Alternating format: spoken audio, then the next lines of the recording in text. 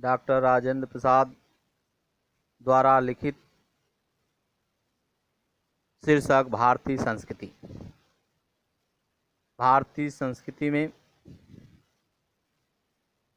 इसके पहले डॉक्टर राजेंद्र प्रसाद जी ने बताया कि वैज्ञानिक और औद्योगिक विकास के उदार परिणामों से अपने को सुरक्षित रखकर हम उनका उपयोग अपनी रीति से किस प्रकार करें और जनसाधारण के हृदय में उनकी धड़कती चेतना को क्रांति की शक्ति बनाने में ही बापू की दूरदर्शिता थी और इसी में उनकी सफलता थी तक पढ़े।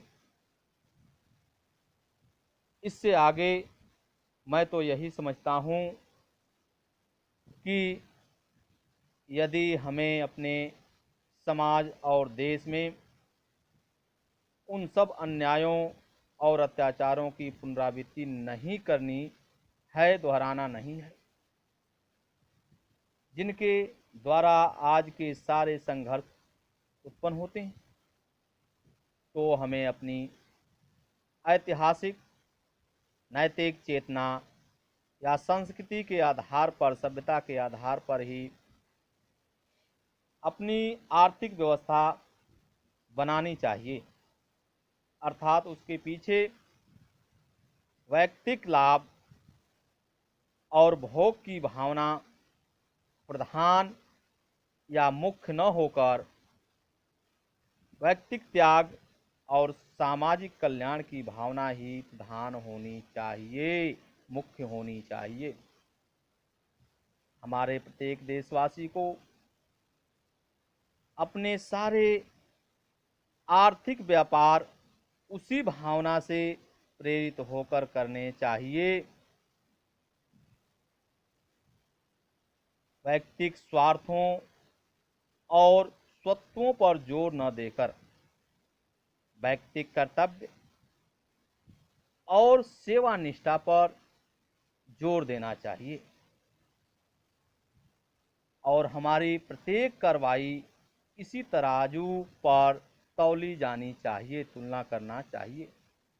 प्रत्येक कार्रवाई इसी तरह की जो तराजू हैं उस पर अपने आप को तुलना करना चाहिए। किसी भी क्रिया के पीछे जो भावना निहित होती है उसका बड़ा प्रभाव हुआ करता है और परिणाम भी। यद्यपि देखने में क्रिया का रूप एक ही क्यों न हो, एक छोटे से उदाहरण से यह बात स्पष्ट की जा सकती है। एक सम्मिलित परिवार है जिसका प्रत्येक व्यक्ति इस नैतिक भावना से काम करता है कि उसका कर्तव्य है कि सभी व्यक्तियों को अधिक से अधिक वह सुख पहुंचा सके और प्रत्येक व्यक्ति पूरी शक्ति लगाकर जितना भी उपार्जन किया जा सकता है करता है। सबका सामूहिक उपार्जन मान लीजिए कि एक रकम होती है जिससे अधिक उपार्जन करने की शक्ति परिवार में नहीं हो। उसी परिवार का प्रत्येक व्यक्ति इस भावना से काम करता है कि उसको अपने सुख के लिए अधिक से अधिक उपार्जन करना चाहिए और उपार्जन करता है। और उपार्जन करता हो तो भी सब व्यक्तियों का सामूहिक उपार्जन उतना ही होगा जितना कि प्रथम उक्त स्थिति में, जो पहले की स्थिति में। और सामूहिक संपत्ति दोनों स्थितियों में बराबर होगी और उसका बराबर बंटवारा कर दिया जाए तो प्रत्येक को बराबर ही सुख होगा। पर इन दोनों स्थितियों में बहुत बड़ा अंतर यह पड़ जाएगा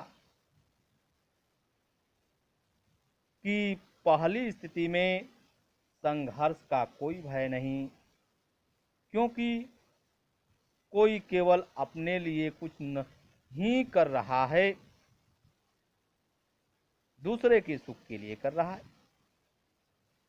और दूसरे में संघर्ष अनिवार्य है, क्योंकि प्रत्येक अपने लिए ही कर रहा है।